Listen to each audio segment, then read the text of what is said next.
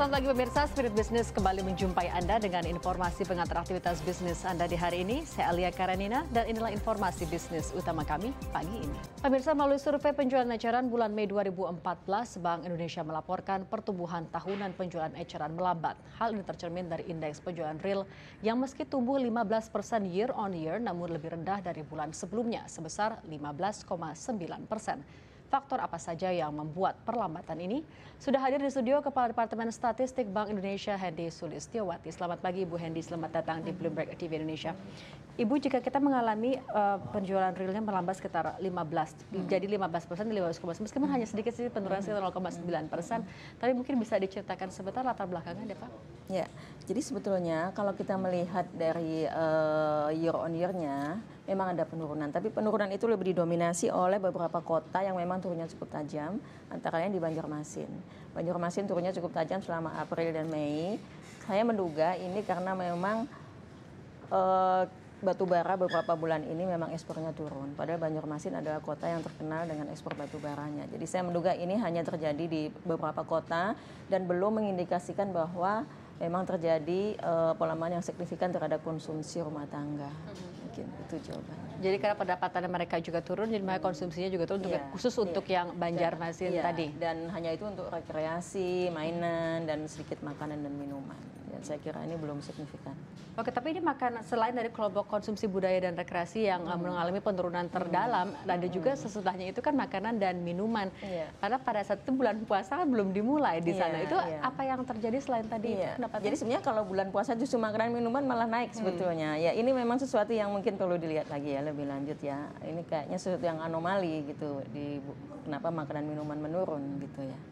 Tetapi ke depannya kami memperkirakan dan berdasarkan pertanyaan juga ya mengenai konsumsi ke depan itu jawabannya positif gitu. Jadi di bulan Juni, Juli itu akan ada kenaikan dari konsumsi khususnya makanan minuman, alat-alat komunikasi gitu. Oke, tapi belum ada mungkin penelitian lebih lanjut dengan keanomalian di sana di mungkin khusus untuk kota Banjarmasin menurut BI sendiri? Kalau perkiraan kita Banjarmasin nanti di Juni malah dia sudah naik lagi menjadi 11,1% positif gitu. Jadi memang April dan Mei itu mungkin orang sedang menabung untuk Lebaran. Mungkin beberapa perilaku konsumsi masyarakat yang mungkin agak beda-beda ya tiap kota. Oke, terlepas dari Banjarmasin, tapi apakah perlambatan ini juga dialami oleh mungkin mayoritas kota-kota besar di Indonesia atau hanya sebagian kecil saja? Ya. Kalau dari kota yang kita survei itu ada sekitar 10 kota ya, 3 kota aja yang lambat itu, yang lainnya masih tumbuh positif. Gitu. Jadi ini bukan mencerminkan ke semua kota yang kita survei. Oke, kalau untuk trennya setelah mungkin ada bulan puasa juga tadi mungkin konsumsi akan meningkat, makanan dan minuman di sana dan juga ada Lebaran. Itu apakah trennya akan mungkin kenaikannya juga cukup signifikan setelah ini? Ya, kalau di data saya nanti yang mantumannya itu dia akan dari Mei ke Juni itu akan naik dari 3,9 menjadi 5,3. Jadi kenaikannya cukup tinggi ya.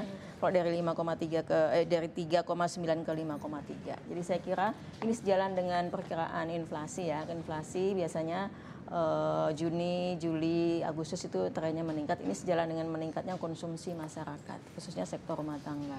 Oke, karena tadi hanya penjualan eceran itu ya hanya sebagian kecil begitu ya, yang mengalami perlambatan, makanya mungkin inflasi juga trennya masih mengikuti kenaikan di sananya.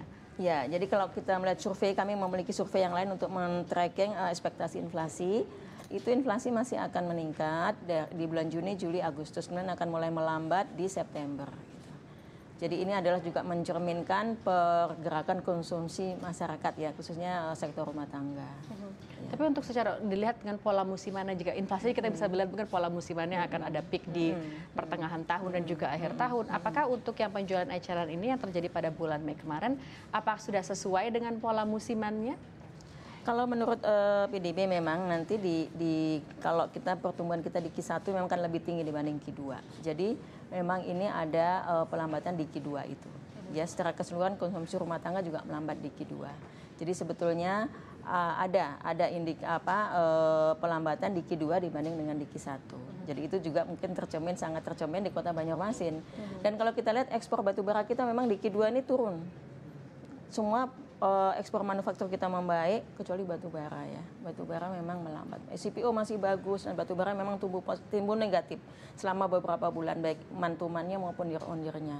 Mungkin ini salah satu faktor yang dominan menyumbang kenapa konsumsi masyarakat di Banjarmasin di bulan-bulan April Mei itu kok agak negatif ya pertumbuhannya. Kalau mungkin Bu kembali lagi ke Banjarmasin, apakah akan terus mengalami tren yang sama? Karena kan mungkin kalau hanya tadi mungkin faktor utamanya batu bara, itu belum akan mengalami mungkin peningkatan ekspor yang cukup signifikan untuk beberapa bulan ke depan. Sedangkan sampai akhir tahun inilah itu tidak akan ada. Apakah mungkin akan sama ecerannya juga akan terus tidak begitu banyak peningkatan?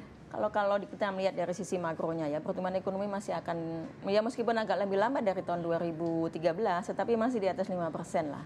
Dan ini merupakan, dan konsumsi rumah tangga itu adalah faktor yang dominan menyumbang PDB. Jadi saya kira untuk bisnis retail, tidak perlu pesimis karena pertumbuhan konsumsi rumah tangga masih akan tinggi, masih akan menjadi sektor yang menumpang pertumbuhan ekonomi kita di tahun 2014 ini. Oke, meskipun besarannya juga tadi ya PDB kita akan lebih rendah untuk tahun ini dibandingkan dengan tahun lalu, masih akan menjadi penopang untuk tahun ini? Iya. Jadi sektor rumah tangga itu selalu menjadi faktor yang dominan penyumbang pertumbuhan ekonomi kita. Mungkin yang agak sedikit melambat adalah sektor eksternal kita, ekspor kita melambat. Gitu. Oke, baik Ibu Hedi, terima kasih atas kehadiran di studio Bloomberg TV Indonesia. Dan informasi tadi menuntaskan kebersamaan kita dalam Spirit Business kali ini. Kami akan kembali menjumpai Anda dalam Spirit Business berikutnya pukul 8 waktu Indonesia Barat. Saya Alia Karenina. Sampai jumpa.